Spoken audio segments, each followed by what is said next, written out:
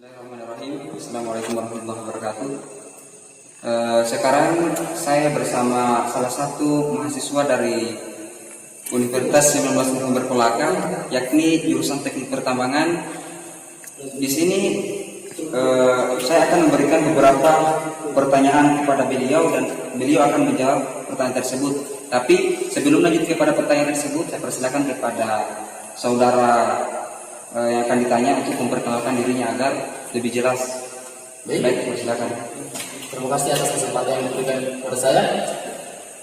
Perkenalkan, nama saya Alipudin dengan NIM 1909100306 dari kelas Tambang A. Baik, saya kembalikan kepada saudara penanya. Baik, untuk mengefisiensikan waktu, kita menangkap kepada proses tanya jawab.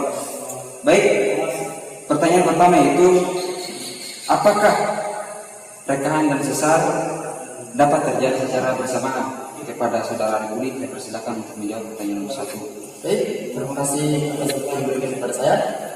Menurut saya, sesar dan kekal itu tidak akan dapat terjadi secara bersamaan. Karena kan, di mana kekal itu yang terbentuk terlebih dahulu dibanding sesar. Nah, kemudian apabila kekal tersebut mengalami pergeseran, maka barulah disebut sesar. Oke, saja kembalikan. Baik, jawaban yang sangat luar biasa. Kita melangkah kepada pertanyaan yang kedua, yakni apakah perbedaan stres dan strain kepada saudara Alipudin? Saya persilakan. Baik, perbedaan dari stres dan strain, di mana kita ketahui bersama, yaitu saya menjelaskan stres pertama. Stres itu terbentuk dari batuan yang mengalami tekanan. Nah, untuk strain sendiri adalah hasil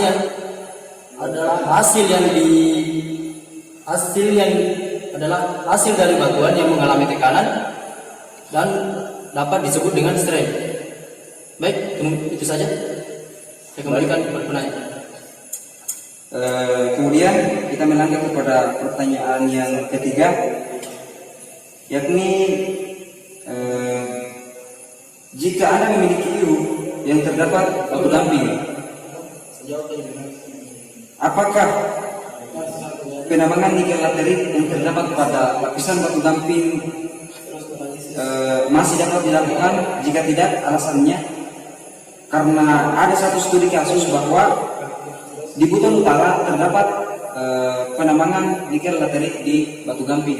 Saya serahkan kepada saudara Alipudin untuk menjawab pertanyaan tersebut. Baik, menurut saya, jika dalam peta iu terdapat sebuah batu gamping, nah akan juga dilakukan penambangan nikel laterit. Di sini kita melihat terlebih dahulu apakah nikel lateritnya itu bernilai ekonomis atau tidak. Nah, jika bernilai ekonomis, maka penambangan akan dilanjutkan. Dan jika tidak bernilai ekonomis, penambangan tersebut hanya akan diambil batu gampingnya saja atau tidak berlanjut. Mungkin itu saja. Baik, jawaban yang sangat luar biasa. Kemudian kita beralih ke soal yang keempat, yakni di sini ada sebuah gambar yang dikirimkan oleh Bapak, yakni terkait mendeskripsikan singkapan atau gambar yang ada di soal tersebut dengan melihat dan mengamati kira-kira apa saja yang terdapat di batuan tersebut dan mengamati kira-kira aspek atau struktur apa saja yang mungkin terbentuk ke depannya. Baik, saya serahkan kepada saudara Alipudin untuk menjelaskan.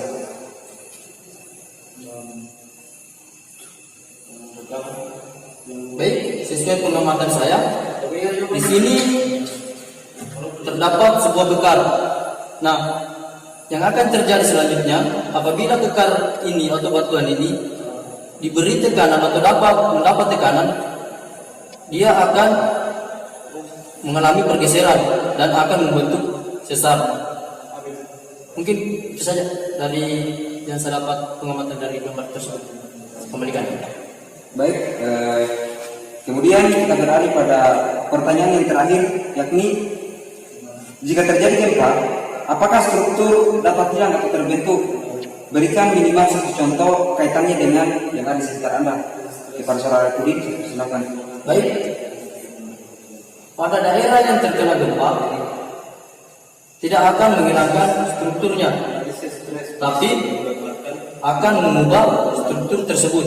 Seperti pada batuan, jika batuan yang mengalami atau mempunyai rekahan, apabila di daerah tersebut kena gempa, maka rekahan tersebut kemungkinan besar akan bergeser. Berarti akan mengubah bentuk strukturnya. Mungkin itu saja. Baik, itulah tadi beberapa pertanyaan yang diberikan kepada saudara Arifudin dan luar biasa jawabannya, sungguh memuaskan.